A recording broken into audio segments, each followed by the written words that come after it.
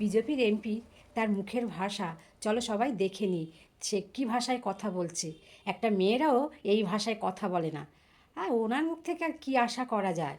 ওনার তো এইরকমই ভাষা, ওনার কাছে কি আর ভালো কিছু আশা করা যায় যে উনি মেয়েদেরকে সম্মান করবে, উনি মেয়েদেরকে বাজে ভাষা দেবে না?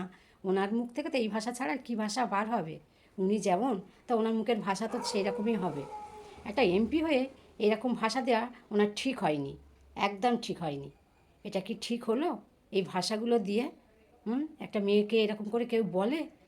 টাকা দিয়েছি, কারণ বাপের টাকা নেই, আমি টাকা দিয়ে বানিয়েছি। তোমাকে বলেছি চোদ্দ পুরুষ তুলবো। এবার বড় বলো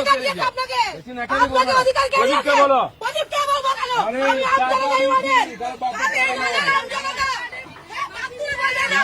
চোদ্দ পুরুষ তুলবো। সব তৃণমূল কুত্তা সব জায়গায়। হ্যাঁ টাকা দিচ্ছি, ভিখারি পাঠিয়ে টাকা দিচ্ছি, কুত্তা চেয়ে যাও।